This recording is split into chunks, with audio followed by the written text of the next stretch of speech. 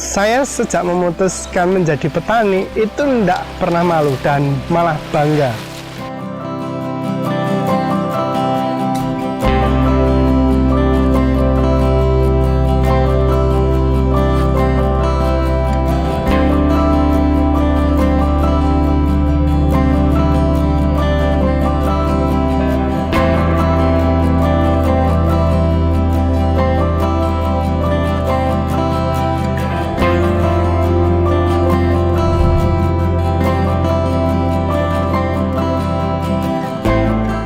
Nama saya Dedi Trikuncoro.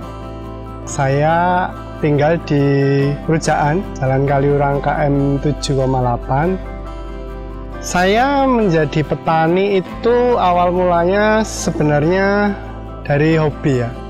Dari hobi, kemudian saya berpikir jika hobi itu bisa menghasilkan, kenapa tidak gitu loh. Waktu itu saya masih bekerja di sebuah bank swasta, dan di situ saya berpikir bahwa passion saya bukan di sini, gitu. Dan akhirnya saya memutuskan untuk memilih bidang pertanian ini sebagai profesi saya, dan saat ini saya menjadi petani dan saya bangga dengan profesi saya saat ini. Awal saya menjadi petani memang tidak mudah untuk memutuskan itu. Yang pertama bahwa keluarga itu waktu itu memang tidak setuju dengan keputusan saya menjadi petani atau bergerak di bidang pertanian. Karena saya ya tidak punya lahan pertanian, kemudian modal juga tidak ada. Karena dari karyawan gitu kita ada pendapatan tetap per bulannya. Nah, saya menjadi petani juga seperti itu juga belum jelas nantinya apakah bisa mengganti penghasilan dari petani ini untuk kebutuhan keluarga yang sudah biasa saya dapatkan bekerja di bank.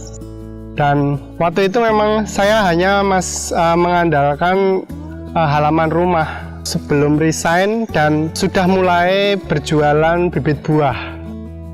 Kemudian saya mulai sewa tanah. Modalnya itu dari crowdfunding, jadi dari teman-teman saya seperti itu. Kebun Kuncup merupakan kebun percontohan sebuah integrated farming. Di sana itu nggak cuma hanya tanaman sayur saja gitu loh. Di sana ada juga tanaman buah, kemudian di sana ada empon-empon, jahe terutama, kemudian di sana ada kandang kelinci. Nah, kelinci saya ambil urinya, sebenarnya itu sumber urea ya, artinya karena Kebun Kuncup kita mengedepankan pertanian organik atau pertanian yang bisa dibilang ramah lingkungan ya, yang selama ini kan yang sulit itu petani melakukan bagaimana mengurangi beban produksi, kemudian juga termasuknya untuk merawat bumi lah, jadi memperbanyak suplai nutrisi untuk tanah gitu loh. Jadi bukan memupuk tanaman tapi menghidupkan tanah, itu menurut saya gitu loh. Jadi memasukkan banyak bahan organik. Terus kemudian ada kolamnya juga, ada kolam ikan. Nah, kolam ikan saya pilih ikan bersisik, yaitu ikan nila. Sebenarnya seperti aliran ini itu kita dapat air dari luar, dari irigasi itu kita tampung dalam kolam dulu, artinya kolam ini bisa hidup, tanaman juga pasti akan aman juga, tidak mengandung racun. Kemudian ada peternakan, ada kambing. Kambing juga ini karena sumber kotorannya kita gunakan untuk sebagai kompos.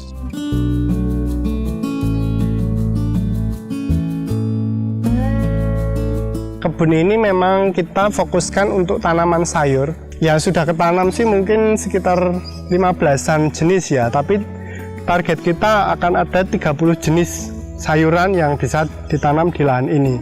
Walaupun mungkin sedikit-sedikit karena salah satu tujuan saya membuat kebun ini adalah untuk suplai toko. Kita sistem tanaman juga setiap hari tanam dan setiap hari panen gitu loh. Jadi tidak langsung banyak. Jadi di sini bisa dilihat ada yang sudah panen, ada yang baru tanam. Nah, ini kangkung-kangkung di sekitar ini. Nah, kenapa kangkung ada di pinggir aliran sungai? Ini bukan sungai, ini irigasi yang saya buat sebenarnya, yang untuk memudahkan kita untuk siram-siram. Nah, ini asalnya dari kolam sana, kolam ikan sana. Itu. Nah, ini kita polybag karena nilai ekonominya rendah.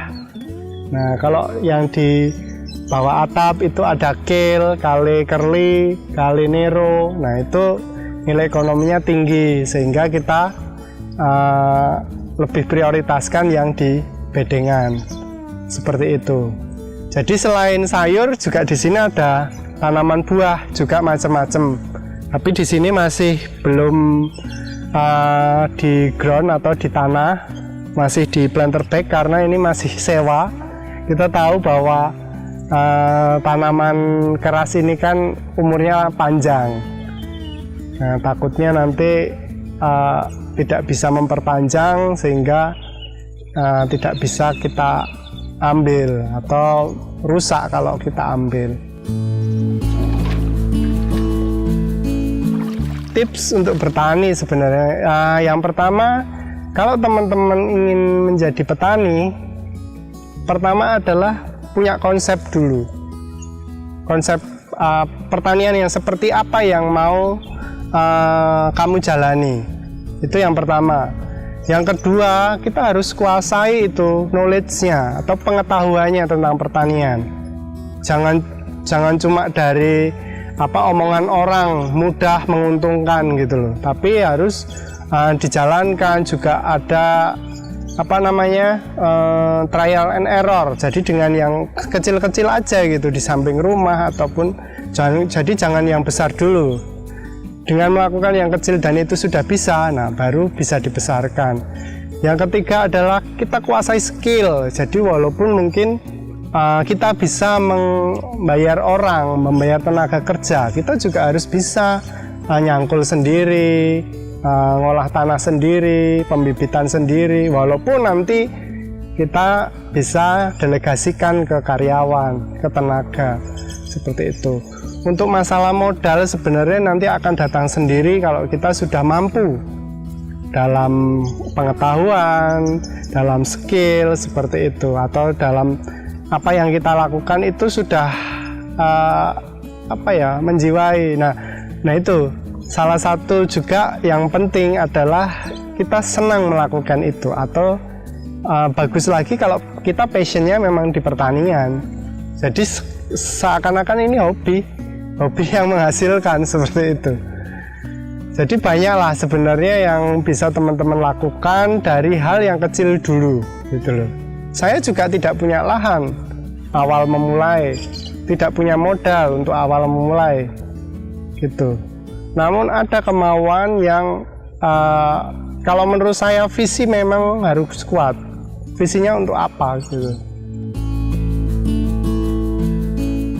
Ada pertanyaan, malu nggak jadi petani? Saya sejak memutuskan menjadi petani itu enggak pernah malu dan malah bangga gitu. Kenapa harus malu? Profesi kita ya saat ini menurut saya petani itu keren gitu loh. Nah, kenapa harus malu gitu loh? Ya ungkapkan aja.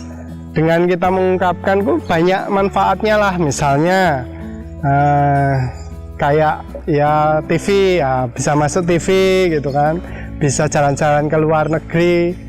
Nah itu kan menguntungkan gitu loh, yang tidak dinilai dengan nominal, dengan uang seperti itu. Dan pengalaman-pengalaman lain, kita jalan-jalan seluruh Indonesia. Waktu itu ada program pemerintah yang mengajak petani-petani muda untuk belajar pertanian di Korea Selatan. Dan kebetulan waktu itu saya ikut gitu loh, atau saya pas dapat. Nah mungkin bagi sebagian orang yang bisa ke luar negeri gitu, ya itu hal sepele. Tapi bagi saya yang ya bisa dibilang ya sayang lah gitu loh, untuk sekedar jalan-jalan, mau untuk makan aja kadang dulu masih agak susah ya, artinya kita mencukup-cukupkan seperti itu. Nah itu artinya selain dapat pengalaman, kita dapat pengetahuan baru tentang pertanian modern di sana. Jadi bagus sekali. Jadi kalau pernah jalan-jalan ke luar negeri, kita bisa tahulah pandangan di sana seperti apa gitu loh. Dalam sebuah usaha memang tidak semuanya sukses ya, semuanya lancar. Pasti banyak kegagalan-kegagalan. Dan salah satu untuk tetap memberikan kita semangat dan tetap kita berada di jalur yang artinya ini saya mengambil keputusan di pertanian dan tetap bertahan di pertanian dan tetap bisa menghidupi keluarga saya, itu harus banyak teman-teman yang positif juga gitu loh. Nah kebetulan saya punya komunitas Sinau Bareng. Nah komunitas ini sebenarnya komunitas positif menurut saya, karena dengan Sinau Bareng ini saya banyak dibekali oleh ilmu-ilmu dari praktisi-praktisi. Sama mungkin kalau teman-teman bisa nonton YouTube yang channel-channel yang positif seperti itu. Nah cara belajar masing-masing juga beda-beda gitu. Nah caranya apa ya yang terus memotivasi, yaitu salah satu setiap hari memang harus baca buku, karena menjadi petani itu juga harus smart ya, harus cerdas, harus pintar juga, harus kreatif, harus inovatif. Jadi nggak ngikut arus gitu. Jadi harus punya apa ya, spesifik warna lah, mempunyai ciri khas atau mempunyai bisa dibilang apa ya, sesuatu yang membedakan dengan petani yang lain seperti itu. Nggak perlu sama, mungkin teman-teman ingin mencontoh saya, nggak perlu seperti jadi saya, namun tirulah yang positif-positif yang bisa teman-teman lakukan seperti itu. Kebun ini juga merupakan kebun percobaan, jadi saya juga membuka peluang untuk teman-teman muda untuk belajar di sini.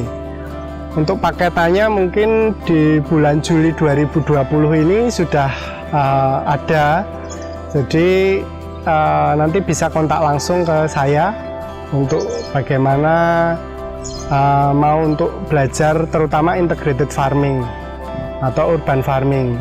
Oke, terima kasih untuk menonton channel ini.